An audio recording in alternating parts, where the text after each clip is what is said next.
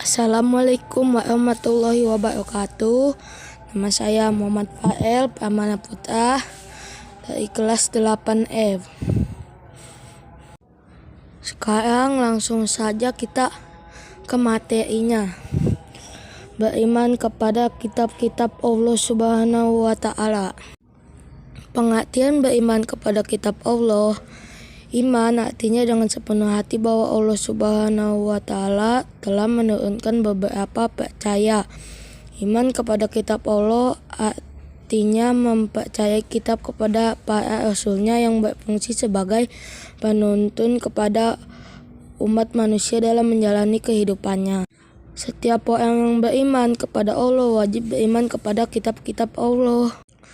Tujuan diturunkannya kitab-kitab Allah agar manusia beribadah kepada Allah Subhanahu wa Ta'ala semata tanpa menyekutukannya dengan suatu apapun. Kandungan kitab-kitab Allah yang pertama ada kitab Taurat. Pokok ajaran kitab Taurat berisi tentang akidah atau tauhid dan hukum-hukum syar'i atau yang terkenal dengan 10 perintah Tuhan, yaitu berisi 8 larangan dan 2 perintah, yaitu jangan ada padamu ilah lain di hadiratku. Jangan membuat patung ukiran dan jangan pula menyembah patung karena aku Tuhan Allahmu. Jangan kami menyebut Tuhan Allah dengan sia-sia. Ingatlah kamu akan hari Sabat supaya kamu sucikan dia.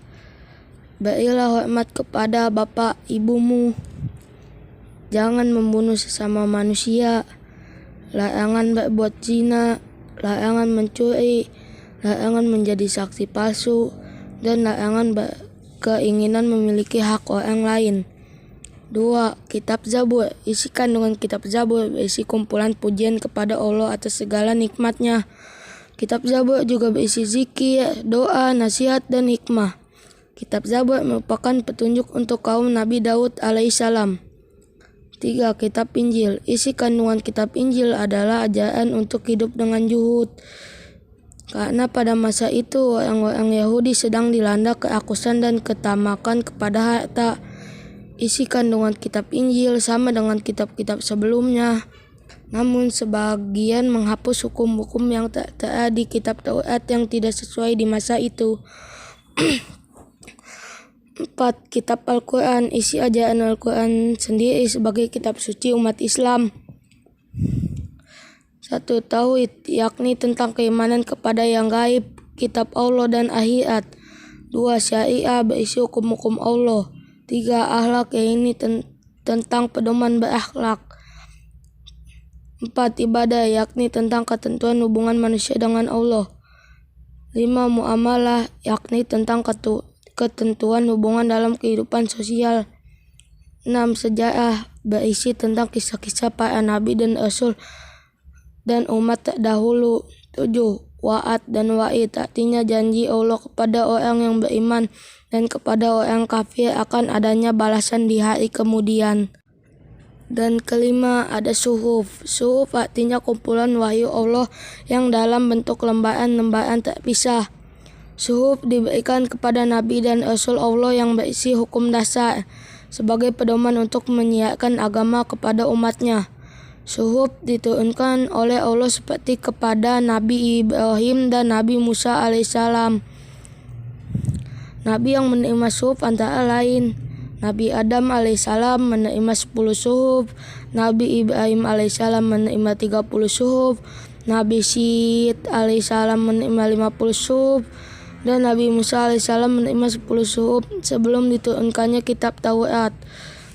Beriman kepada kitab Allah berarti suatu keyakinan dengan sepenuh hati bahwa Allah benar-benar telah menurunkan wahyunya kepada para rasul pilihan sebagai petunjuk dan pedoman bagi kehidupan manusia agar manusia senantiasa bahagia dunia akhirat. Cara beriman kepada kitab-kitab Allah. Cara beriman kepada kitab-kitab suci Allah meliputi hal-hal berikut. 1. Beriman dan meyakini bahwa kitab-kitab suci tersebut diturunkan dari sisi Allah Subhanahu wa Ta'ala. 2. Beriman dan mempercayai nama-nama kitab suci yang kita ketahui. 3. Meyakini kebenaran informasi yang terkandung di dalamnya dan mengamalkan kitab yang terakhir dan menghapus kitab-kitab sebelumnya. Sikap orang yang beriman kepada kitab-kitab Allah. Manusia akan mengakui keterbatasannya sehingga dalam menjalani kehidupannya mereka tidak sombong. Orang mengimani kitab-kitab Allah dapat belajar dari orang-orang yang hidup pada masa lampau.